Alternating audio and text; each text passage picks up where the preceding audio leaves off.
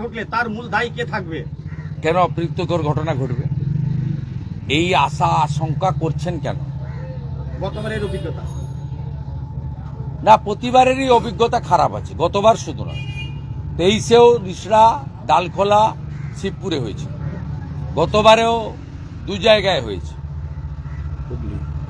হ্যাঁ, মানে তার 23-এ হুগলিতে হয়েছিল, গতবারে আপনার এগরাতে একটা ঘটনা ঘটেছিল আর মুর্শিদাবাদের শক্তিপুরে ঘটেছিল, তার আগের বারে হুগলি, রিসড়া, ডালখোলা, উত্তর দিনাজপুর এবং শিবপুরে। বিষয়টা হচ্ছে কেন হবে। কয়েকদিন আগে মুসলিম সম্প্রদায় ঈদ পালন করলেন, একটাও ঘটনা ঘটেনি। তার কারণ সনাতনীরা নিজ ধর্মে আস্থা রাখে, অপর ধর্মে শ্রদ্ধা রাখে, এটা স্বামী বিবেকানন্দের মন্ত্র। সনাতনীরা সহিষ্ণু। আমি তো বলছি তৃণমূলের জিহাদি এবং পুলিশ কাল যদি বাড়িতে থাকে তাহলেই শান্তিপূর্ণ রামনবমী উদযাপন হবে। এরা রাস্তায় থাকলেই সমস্যা তৈরি হবে। যোগ্য যারা শিক্ষক, শিক্ষাকর্মী, শিক্ষিকা, তাদের সঙ্গে ভারতীয় জনতা পার্টি ডে 1 থেকে আছে। আমাদের প্রধানমন্ত্রী যখন লোকসভা নির্বাচনে প্রচারে এসেছিলেন তখন তিনি ভারতীয় জনতা পার্টির সব সৈনিককে বলে গেছিলেন যে তোমরা লিগ্যাল টিম তৈরি করে এদের পাশে দাঁড়াও। এবং আপনারা সবাই দেখেছেন ডকুমেন্টারি এভিডেন্স, 30 ডিসেম্বর বিজেপির 15 জন এমএলএ এসএসসি ভবনে গিয়ে 7ই জানুয়ারি যে হিয়ারিং ছিল তার আগে গিয়েই যোগ্যদের তালিকা জমা দেওয়ার দাবি করেছিলাম। চেয়ারম্যান সিদ্ধার্থ মজুমদার পালিয়ে গেছিলেন মমতা ব্যানার্জির নির্দেশে, সচিব মিট করেছিলেন। তাই বিজেপি যোগ্যদের পক্ষে এবং 23 লক্ষ পীড়িতর পক্ষে। কারণ এটাতে 18 বা 6000-এর ভাগ করলে হবে না। এই পুরো স্ক্যামটাতে পশ্চিমবাংলার 2016 সালে এসএসসি পরীক্ষায় বসা 23 লক্ষ বেকার যুবক যুবতী, তারাই এফেক্টেড, তারাও বঞ্চিত হয়েছেন। এবং এর জন্য একমাত্র দায়ী হচ্ছেন মমতা বন্দ্যোপাধ্যায়, এই রাজ্যের মুখ্যমন্ত্রী। আমরা যোগ্যদের পক্ষে আছি। আমি তাদের বলেছি যে কোনো কাট অফ টাইম নেই। 3 মাস বলে যে এটা প্রচার হয়েছিল ওটা ঠিক নয়। অর্ডার কপিতে কোনো কাট অফ টাইম নেই। এই মুহূর্তে তাদের স্কুলে যাওয়ার বারণও অর্ডারে নেই। এই মুহূর্তে তাদের বেতন বন্ধ হওয়ার কথাও অর্ডারের কোথাও লেখা নেই, যেহেতু তারা যোগ্য। এবং তাদেরকে আমি একটা জিনিস পরিষ্কার করে বললাম যে 20-25 জন যোগ্য শিক্ষক, শিক্ষাকর্মী, শিক্ষিকা বোনেরা এসেছিলেন, অত্যন্ত ভেঙে পড়েছেন। আমি তাদের বলেছি, দেখুন, মমতা ব্যানার্জি এবং তার পরিচালিত এসএসসি, পার্থ চ্যাটার্জির নেতৃত্বে, এসএসসির তো কোনো রোল ছিল না। এসপি সিনহার নেতৃত্বে আলাদা রিক্রুটমেন্ট কমিটি করা হয়েছিল এবং এসএসসির যে অটোনমি সেটা নষ্ট করে দিয়ে, এটা হয় না কোথাও। এসএসসি একটা অটোনমাস বডি, বিধানসভায় আইন করে তাকে দায়িত্ব দেওয়া হয়েছে, তার একটা হ্যান্ডবুক আছে নিয়োগের ক্ষেত্রে। কিন্তু পার্থ চ্যাটার্জি একটা বিরল প্রাণী, তিনি এসএসসিকে তুলে দিয়ে এসপি সিনহার নেতৃত্বে একটা রিক্রুটমেন্ট টিম বানিয়েছিলেন এবং বেহালায়, বাঁশদ্রোণীতে পার্থর বাড়ি থেকে এগুলো হতো এবং ভাইপোর ওখানে টাকা কালেকশন হতো, সেটাও বেহালাতে সুজয় কৃষ্ণ ভদ্রের বাড়িতে, প্রমাণিত সত্য। সেখানে মন্ত্রীর ওএসডি এবং পিএস অভিজিৎ বলে একজন WBCS, যিনি হোমপারের অন্তর্গত, তিনি মেম্বার ছিলেন।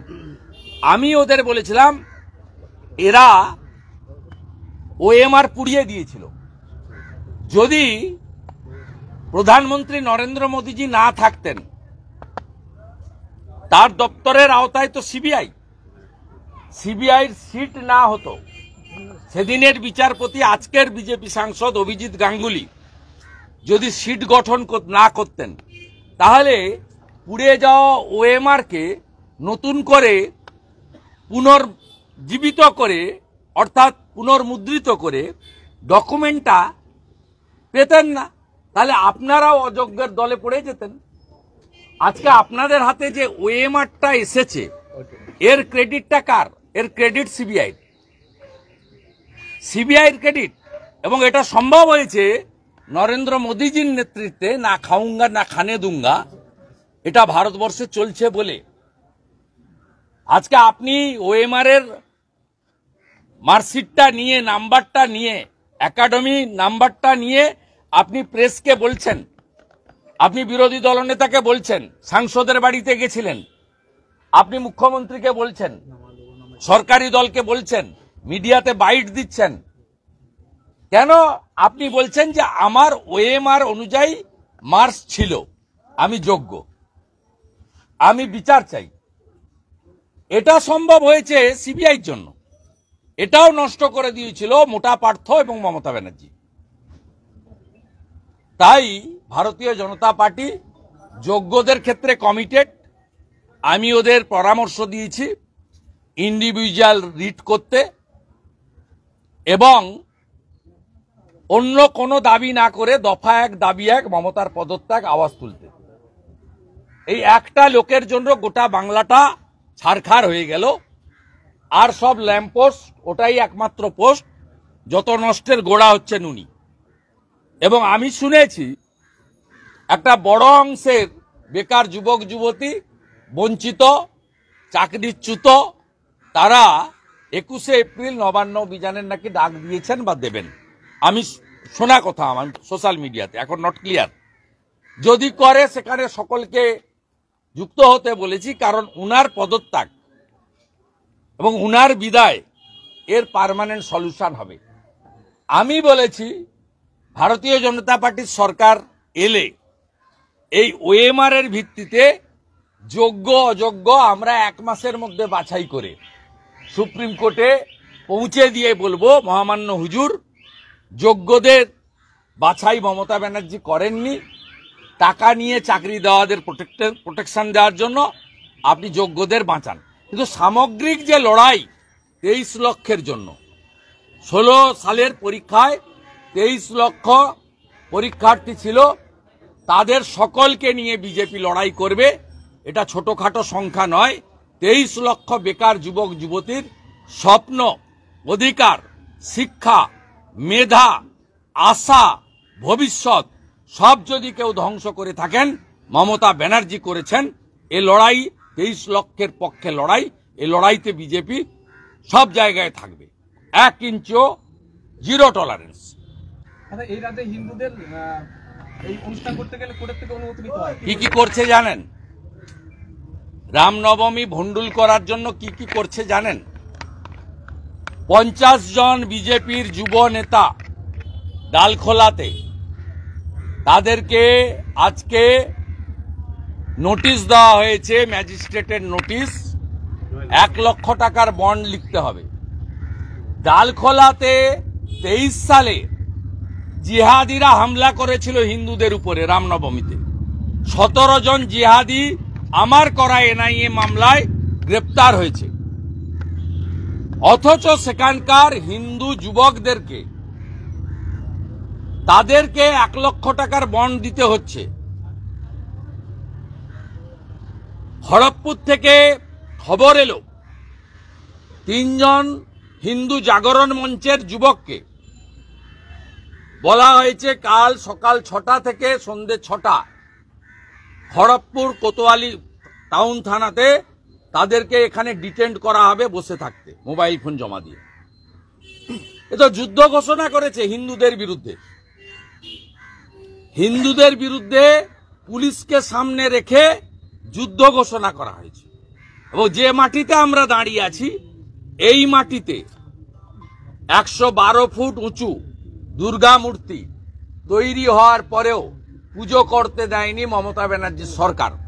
অথচ উত্তর 24 পরগনায় 110 ফুট উঁচু মূর্তি পুজোর অনুমোদন পেয়েছে তৃণমূল কংগ্রেসের এক কাউন্সিলরের পুজো।